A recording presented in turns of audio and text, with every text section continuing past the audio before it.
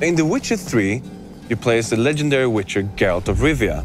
In the world of The Witcher, there's lots of different factions, races, and also minorities. And together with a huge and diverse landscape, it creates this vibrant open-world experience.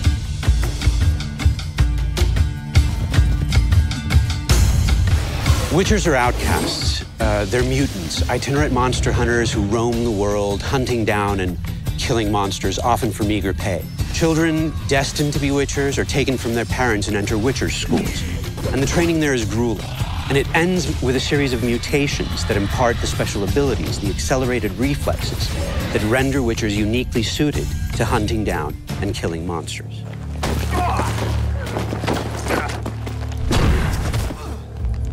Geralt has never been just a monster slayer. Kings and sorceresses have noticed his talents and tried to use him to their own ends. But Geralt is now tired of politics, and he has his own goal, his own agenda, that takes him to travel to the furthest corners of this vast world. At the same time, Geralt works as a witcher. Tough hunt. Tougher than yours, that's certain.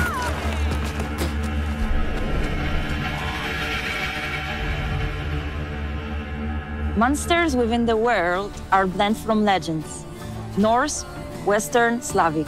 However, Slavic lore seems to be the most overriding. It's from Slavic lore that we drew the notion monsters are the equal participants of the ecosystem and not always pose a threat. Creatures are very much part of the landscape, just as humans and the other races, elves, dwarves, and whatnot are. And that means that in The Witcher 3, adventure is always around the corner.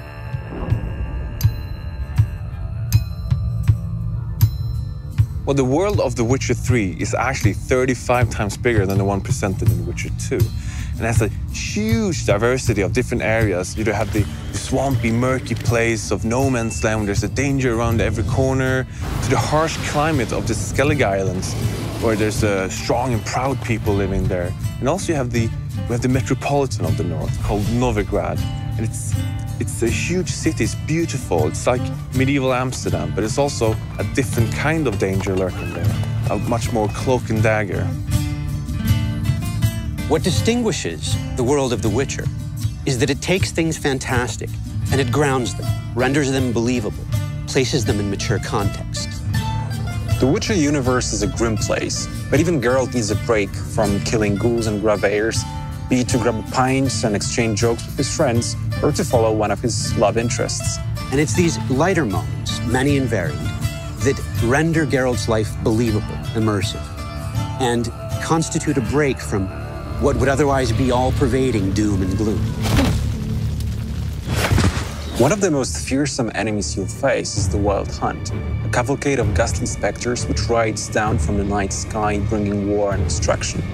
Based on European legends and folklore, the Wild Hunt is also an inherent part of the Witcher universe, so it's not just a random boss we pull out of a hat and place at the end of the corridor. In The Witcher 3, the Wild Hunt will take center stage and come right at you.